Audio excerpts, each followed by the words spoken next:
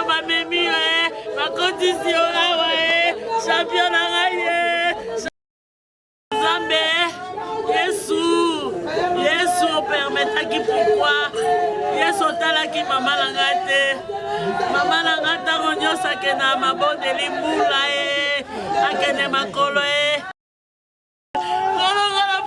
merci Zambe Yesu soema masazoli ezonga na mboka na ochauffagire kembo masazoli ezonga na mboka na mon Dieu mon roi Yesu merci Jova merci nalobani ne pai na yo na sengiga merci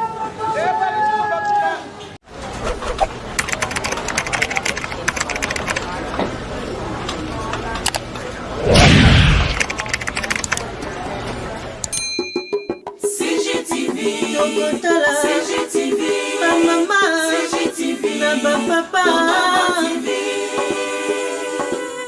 Michel Mayabou. CGTV, CGTV, Africa, CGTV, Europa.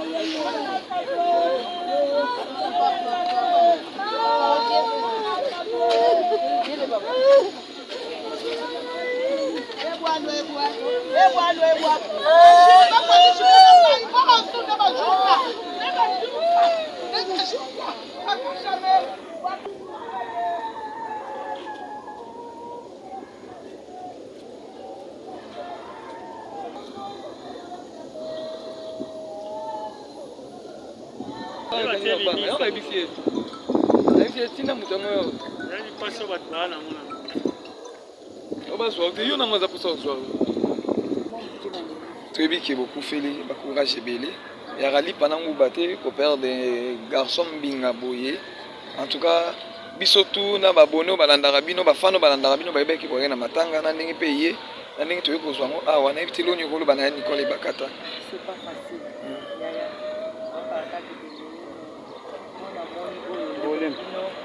ndeko na bino akendeki na makolo ye moko me azozonga lokwa poli ya Nicole oza makasi koza ini na moma boye bamoma mpasi bodete ya baprofitaka mpona kokabola en tout cas kozala vraiment ini atiki bana otala ata ndeko na bino atravers bana atiki lelo na nsinga boka elingi parce que ça fait très mal balela lokwa basantu nzambe moto apermettre oyo asali boye nzambe akofuta ye na ndenge na ye. Merci. Et puis en plus on dirait mon côté. Parce que Nicole ce n'est pas facile. Toza famille munene donc tout c'est de partager kaka. C'est que na cinquantenaire d'abord partager ndambo bakebwe donc c'est ça ba taper polémique quoi tu comment ça comparer. C'est pas polémique ça la rappel pour nini ba otala bino tamboki les bino tout bosopa n'est pas Nicole. Boya Naomi borosani ni borotika ya omuli mo participer aux ala. Comparaison na ezala kate. Donc on va parler des choses. Mais pourquoi on a pas réunion beaucoup ça qui on attend moko bimi lundi moko mardi. Ils s'appellent comme ba famille. Toute la famille artistique mais famille biologique peut bazala. Ah OK. Mais famille biologique soka lobby biso toza moi musu 20% 30%. Vous comprenez? Moi je changer le programme na bango totalement exact. C'est ça. Mais créer moment un problème, créer un problème en tant que côté maman Ibakata, c'est une star aussi a coufé l'Indekonaï. Côté peut deux ans Naomi il y a Bino Siko. Pour moi qui créé embryonnement côté on a il fallait un peu compromisser, je ne sais pas. Mais c'est que aussi le cause cinquantenaire mon corps donc côté penser va sauver biso to ba nozaka o ya die côté aye côté parce que nyonso eza fetite eza mawa. C'est pas une obligation peut-être bande comme celui va oser la cinquantenaire mais tout le monde boza penza abilité au bout vocabulation parce que c'est pas une obligation mais retard là aussi pour compatir nan ndeko il aura boye ko betcha bino pe babaku là na bi grandeur ya Nicole pesa ke pa nanga ya mona tiki nyonso eza samedi eza pona ba mari mais na tiki pa nanga basala parce que na kabola mawa eza petite fête donc c'est suffisé parce que to lia ka biloko to lia na ndako mawa o journal lelo na ebité so ekozalaka isusu te le ba perdre de kona bango image à le tikali boye donc ya on a dit grandeur ya nanga wana mais mutu so ko za pêchement donc c'est ça. Merci beaucoup.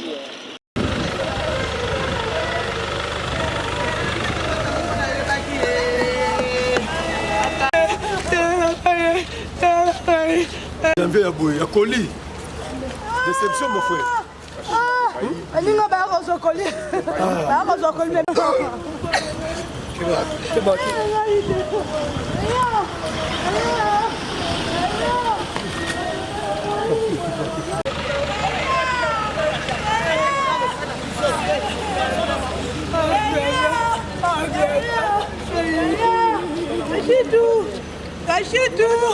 Cachez tout.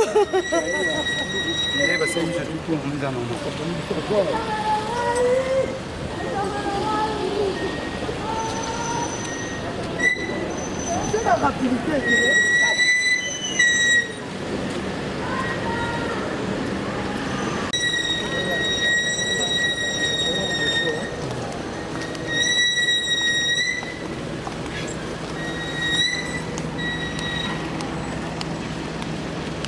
Moi si là, mais chez toi,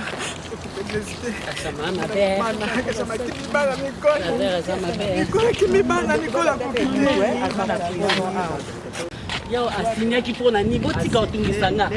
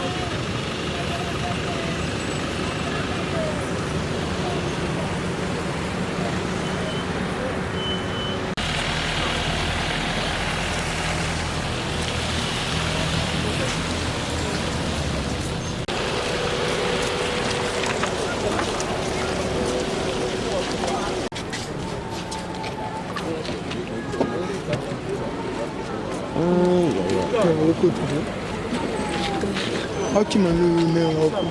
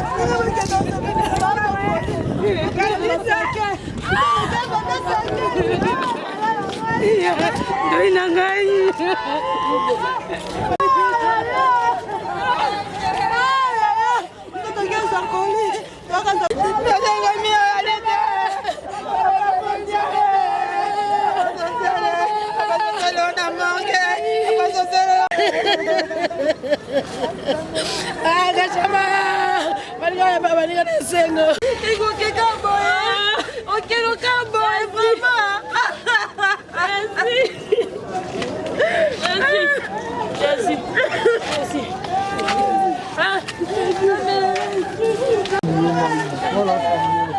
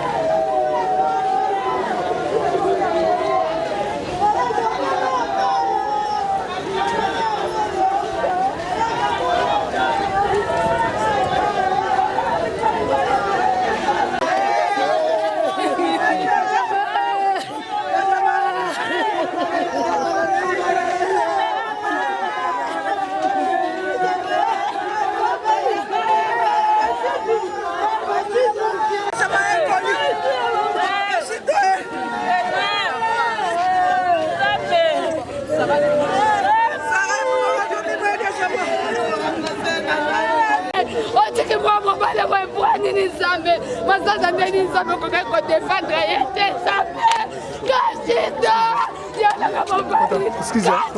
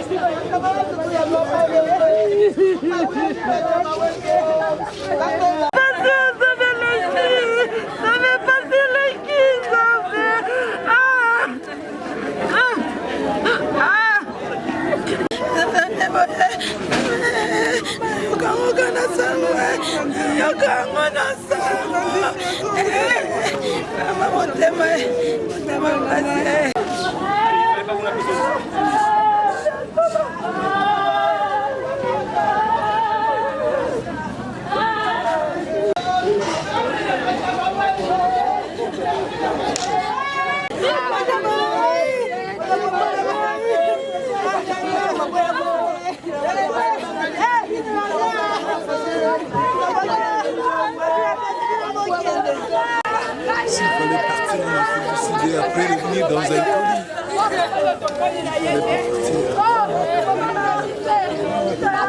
Les uns rentrent, ils dorment, ils dorment dans les hôpitaux.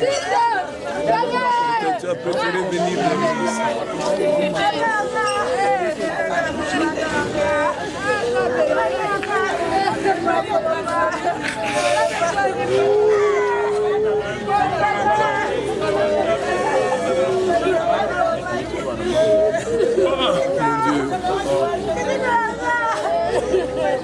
c'est ma plainte que je viens introduire ce matin ici, ce soir.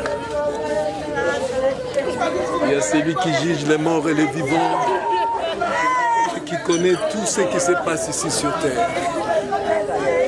Dieu des armées, tu ne nous as pas créés pour que nous puissions partir si tôt que possible.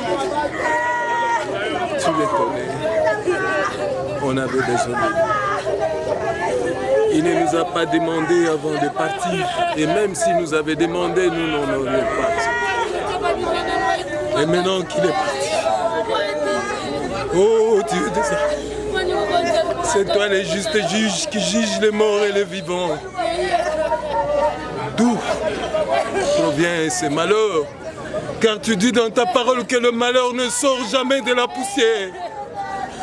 L'Éternel, si tu peux m'entendre à ce moment ici, je te pose une question. D'où vient ce malheur? Qui nous attire ce malheur? Oh mon Dieu! Il est temps que tu portes vengeance, car l'Éternel, on en a assez.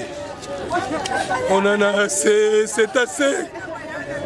L'Éternel Dieu, à fleur d'âge, Kachama devait partir. Avec quelle autorisation? Avec quel droit? Tu m'as établi chef de cette famille. Il n'y a pas eu élection, mais toi tu as voulu que j'en sois. Par ton droit, par ta volonté, par tous ces pouvoirs que tu m'as donnés. Dieu, s'il te plaît. Premièrement, ça doit s'arrêter. Et deuxièmement, je porte vengeance, l'Éternel Dieu. Mon accusation est vers l'Éternel. C'est lui qui a fait les cieux et la terre. Tu es Dieu, tu vois les cœurs des hommes et tu sais ce qui se passe. Je t'en supplie, console-moi. Console-moi car tu as fondu maintenant. Oh l'Éternel, tu m'as fait. À la veille de fête, voilà l'information qui m'a. S'il te plaît. Cousin, je pense que dans notre famille, tout est ensemble avec lui. Tant que tu es Angola, Angola, tout est ensemble tant que Frédicite, on a Kinshasa. Bon, tout le monde terrain, comment elle s'en répondre, bon, quelles que soient les réalités qu'il y a, bon, ça va tout à la réalité, comment on va faire pour tout le monde. Et après, ça va aller voir. Voilà. Et alors aujourd'hui, tu vas apprendre qu'il a été assassiné. Et tu sais dit à quoi Bovandika Kakekoi, Ndegonabino Babeti Massassi, à quoi Yakoufi. Donc, Sangou d'abord, comment. Et puis, Bablo Rananion surtout s'est dit à quoi assassiner. Il avait un problème avec les gens, bon, Afrique d'ici déjà, au départ, les Amboka, il y a criminalité. La personne à Koufi, c'est quelqu'un qui était sérieux depuis Kinshasa. Encouragé, bon, je ne crois pas qu'on en a compte à rendre avec d'autres personnes. Parce que dans le milieu, on a comme rassemblé, on a vu Camerounais, on a Gabonais, bon, je ne sais pas, on a Sud-Africain, mais le milieu, on a Congolais, mais donc on a rassemblé. Vous avez quand même la suite pour les bateaux Babomi et Bakangi Bango, Bazolandela Bango et tout ça. Mais en réalité, il faut Bakanga Bango parce que les bateaux n'ont pas invité qui n'a fait. Il faut c'est ça qui est important parce que Bilambo a assassiné l'anniversaire le 25 décembre. Donc on a assassiné, on ne sait pas. Millions qui fait à revoir à Kabal ou comment. Donc, tant que le pays a justice, il faut balancer là. Voilà, c'est ça qui à cause de la Banga. Parce que mon domaine, mais ça fait sans cela, dans un montant de Banga. Mais tout qui est incriminé, c'est celui qui est auteur de comment. Tu vois. Donc, l'État faut amener l'enquête. Donc, bato ya liboso akosoupçonne eza nano milieu ya vandi milieu wana nde bato ya liboso akosoupçonne bango parce que bazali mpe bacamarade selo bainformation bacamarade ntango bakabwani apusali kaka quelque part nde babeti masasi yango nazo koinsiste milieu bavandaki na bango wana bazalaki na festin na bango le jour ya 25 décembre donc milieu wana nanu baza nanu bato ya kosoupçonne bango eza empoisonnement te mais milieu wana masasi de fois nanu bayeba milieu wana c'est important pour nous. Merci beaucoup. Merci Nako. Donc vous allez na mutu bien, vous sololi bien, balamoko, babenga bino kono, mobeti masasi. Donc vraiment, tozo koka vraiment ko supporter en route.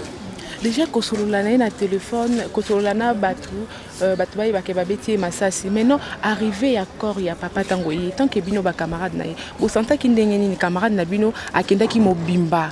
Bo yebaki ke akozonga mobimba, bo moni camarade na bino bozo seka bozo lia comme d'habitude. Et kaka sibit matango ye boye bembe. Bo yoka ki ndenge ni tant que ba camarade. Bon, elo musuto ko koloba mutu ayebi vérité mingi ya makambo nyonso eza nzambe.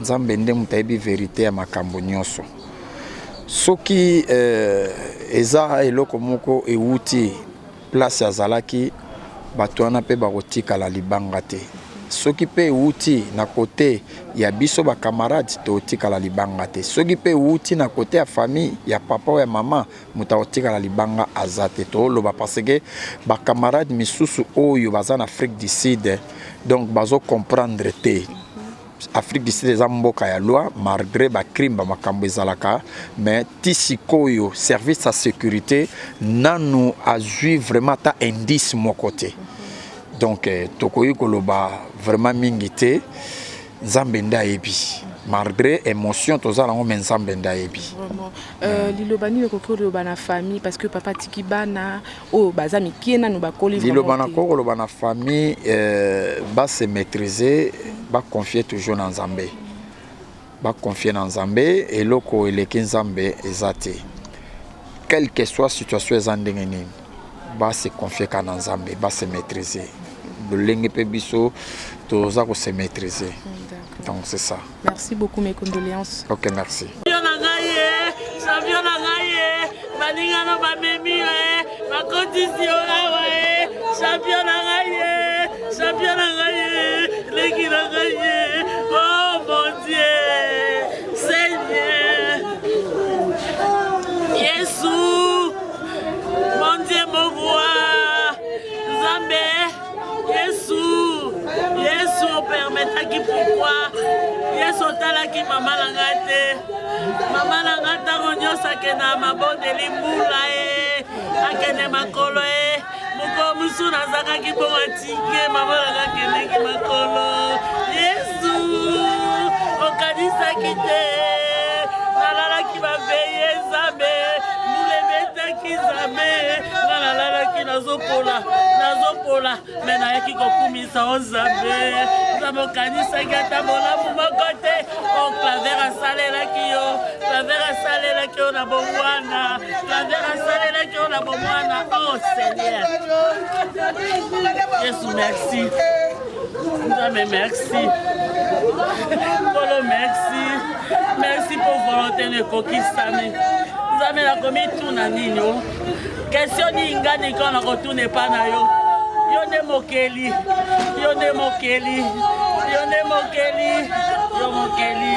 Kolo merci olinga na lela kaya baninga lelo na leli oya ngai moko mwana mama na ngai mama na ngai nyokwama mpona biso nde tokuna mama me Nzambe yolingi mama kuna mwana ye yes Nzambe merci ngala pension ka merci Seigneur ngala pension merci jamais ngala pension merci Nzambe Yesu vraiment masanzoli ezonga na mboka na ojofagire kembo masanzoli ezonga na mboka na mon Dieu mon roi Yesu merci Jova merci nalobani nepai na yo nasengika merci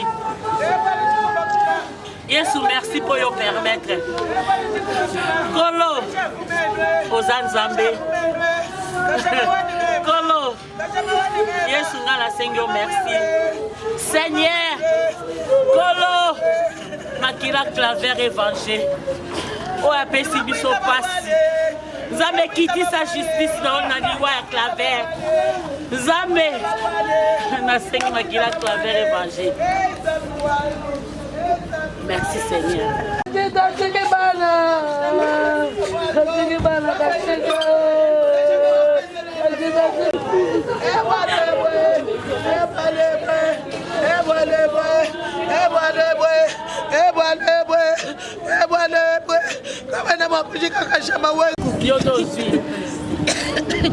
Yesu azwi nasengi Yesu merci Yesu azwi mutu na ye asimbisaki biso nde claver asimbisaki mama claver Yesu azwi Yesu pesa biso kimia Yesu pesa biso kimia Yesu pesa biso kimia kolo zi mutu na yo Yesu zi mutu na yo Jova Jiro zi mutu na yo merci Seigneur Jésus merci mon Dieu mon roi merci incomparable merci Jova merci